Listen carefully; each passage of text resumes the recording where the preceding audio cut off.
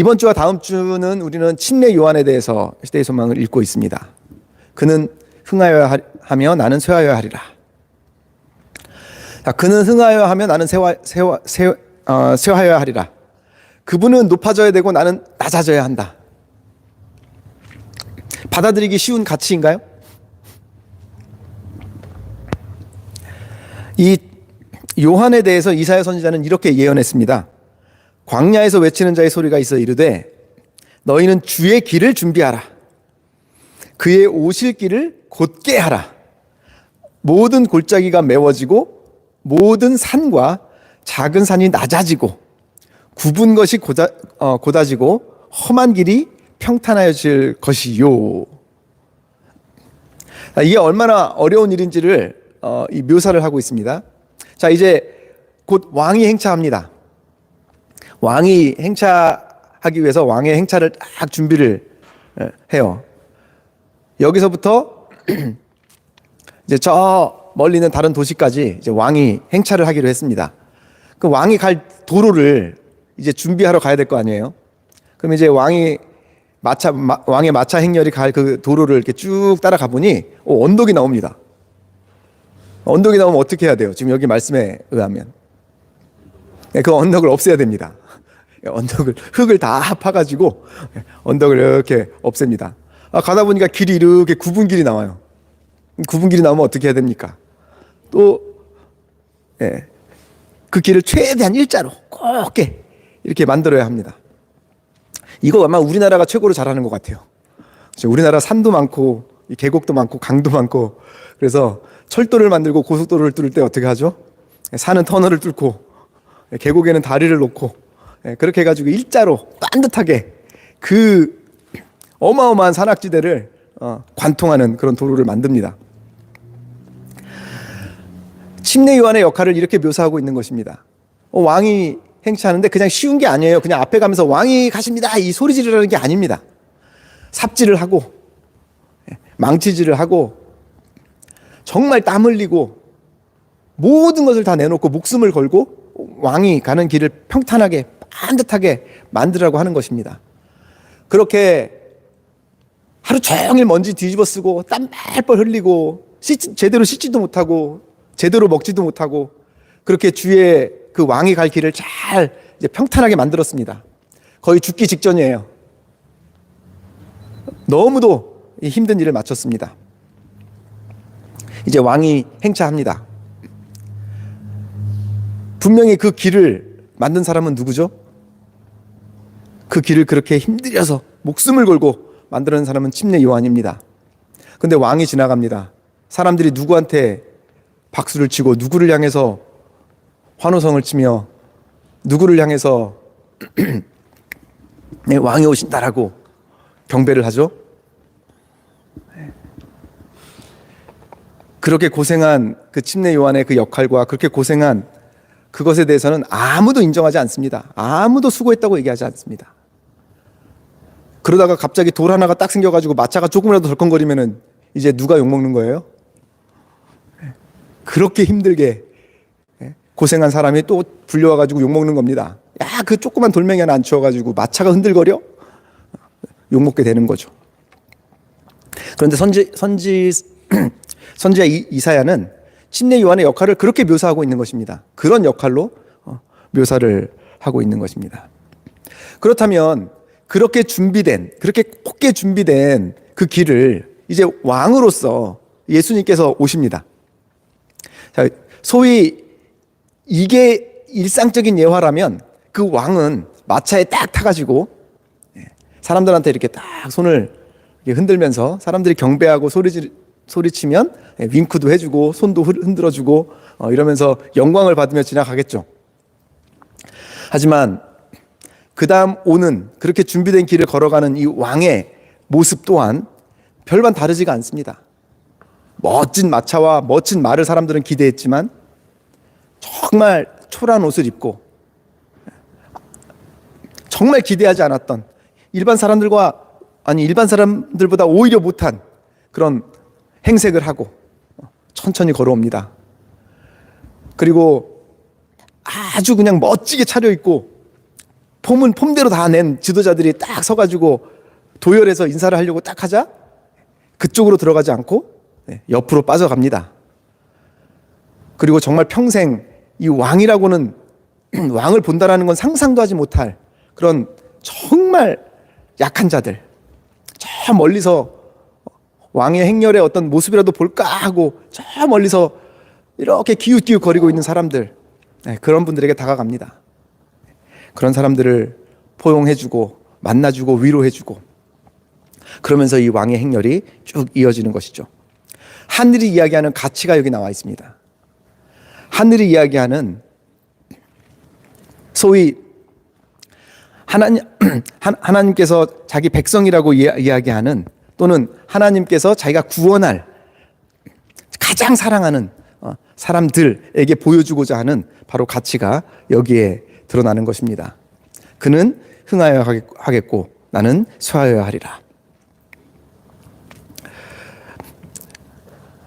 우리가 삶을 살면서 다른 사람을 높이고 내가 낮아진다라는 것은 정말 쉽지 않은 경험이고 또는 정말 절대 그렇게 우리는 할 수 없는 그런 삶을 살아가고 있습니다. 아무리 우리가 이것을 가치라고 받아들이고 아무리 우리가 이것을 하나님께서 우리에게 주시는 명령이라고 받아들인다 한들 아마 우리는 우리 삶 속에서 아마 정말 예수님께서 기대하시는 것에 조금에도 미치지 못하는 아마 우리는 그런 삶을 살아가게 될 것입니다. 여기서 항상 우리는 딜레마에 빠집니다. 아니 하나님을 믿는 백성이라면 그러면 그 가치를 받아들이고 그 가치를 실천해야 되는 거 아니냐. 그 가치를 실천하지 못하면서 어떻게 하나님의 백성이라고 이야기하느냐라는 딜레마에 빠지게 됩니다. 하지만 성경 하나님의 사랑은 이 딜레마조차도 해결해 주시고 이 딜레마조차도 뛰어넘습니다. 하나님께서 우리에게 요구하시는 것은 그러한 가치를 너희 삶 속에서 실천하라가 아닙니다. 내가 너희를 위해서 그러한 가치를 보여줬고 내가 너희를 위해서 그러한 가치를 실천했으니 너희는 그러한 가치가 실제로 존재할 수 있다는 사실을 확신하고 믿으라고 우리에게 요구합니다. 그래서 이 성경의 말씀을 우리가 처음부터 끝까지 잘 이렇게 읽다 보면은요, 하나님께서 우리에게 명령하시는 모든 부분들은 어디에 종결되냐면 그것을 너희가 행하라라는 것 위에 어떤 부분에서 종결이 되냐면 그것을 너희가 신뢰하고 믿으라에서 마무리가 되고 종결이 됩니다. 그래서 하나님께서 이 구원을 이야기할 때는요, 이 구원의 요소에서 행함보다 믿음을 그 상 위에 두고 계시는 것입니다. 즉 예수님의 품성을 우리가 닮아가기를 하나님께서 원하시죠. 하지만 그것을 그 예수님의 품성을 우리가 실천하시는 것보다 하나님께서 더 원하시는 건 뭐냐면 그것을 우리가 신뢰하고 그것을 믿는 것이죠. 그래서 이 역사적으로 굉장히 많은 그런 일들이 있겠지만 사울 왕도 마찬가지였죠. 사울 왕도 온갖 정성을 다 자기가 할 수 있는 모든 것, 자기가 모을 수 있는 모든 재물을 다 모으고 자기가 만들 수 있는 모든 제단을 다 만들고 모든 것을 다 만들어서 하나님께 제사를 드리려고 노력을 했지만 하나님께서는 그 제사를 기뻐이 받지 않으셨습니다. 왜냐하면 하나님께서 원하시는 것은 인위적인 실천이 아니었습니다. 하나님께서 원하시는 것은 겸손의 순종이었습니다. 즉 하나님의 그 마음을 신뢰하고 믿고 겸허하게 그러한 가치가 존재함을 고백하는 것을 하나님께서는 가장 큰 예배라고 인정하셨고 가장 큰 예배라고 우리에게 말씀해 주셨습니다. 침례 요한도 마찬가지입니다.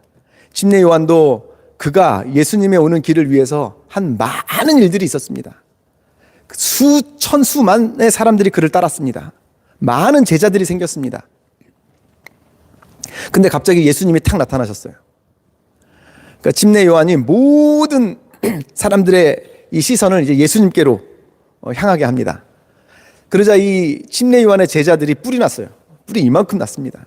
아니 선생님, 지금까지 그렇게 고생했는데 우리가 지금까지 이 수천 수만 명의 사람들을 회개시키고 침례 주고 이 사람들을 우리가 이 진리의 길로 이끄느라고 우리가 이 고생을 했는데, 아니 한순간에 하루아침에 이 모든 사람을 저 분에게 넘긴다고요?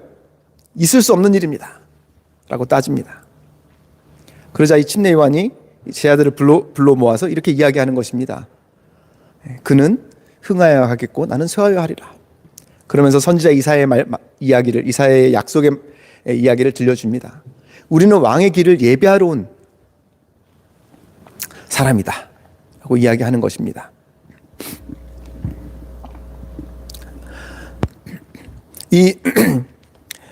이 침례 요한이 이 수만 명의 자기를 따르는 사람들을 한순간에 다른 분에게 시선을 향하게 하고 넘긴다라는 것, 이것은 굉장히 큰 희생이었을 것이고 굉장히 큰 이 자아의 비움이었을 것이고 분명히 본인의 의지로는 절대 불가능했을 것입니다. 침례 요한이 말씀에 초점을 맞추지 않고 이 선지자 이사야의 글에 깊이 있게 묵상하고 또 그것을 신뢰하지 않았다면 결코 불가능한 일이었을 것이죠.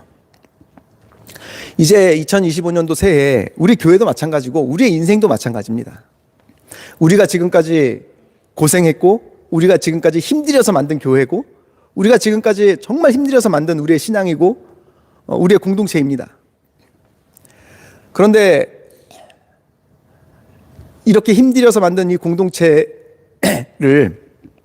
이제 우리가 누리고 여기서 우리가 편안하게 신앙생활하고 이것을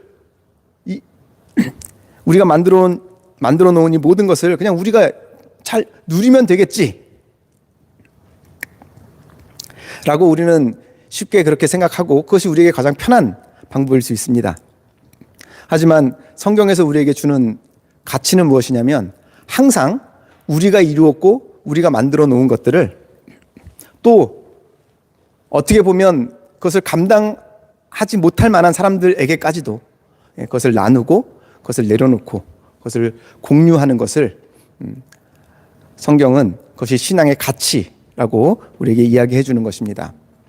그것을 시작할 수 있는 방법은 인위적인 방법 그 이전에 바로 하나님께서 가지고 계신 품성이 그러한 품성이며 하나님께서 먼저 우리에게 보여주신 그 하나님의 겸손의 가치가 그것이라는 것을 신뢰함으로부터 우리는 시작해야 합니다. 아마 우리 교회가 지난주에 잠깐 말씀드렸지만 정말 어떻게 보면 정말 황당한 그런 의사결정을 우리가 해야 되는 상황입니다.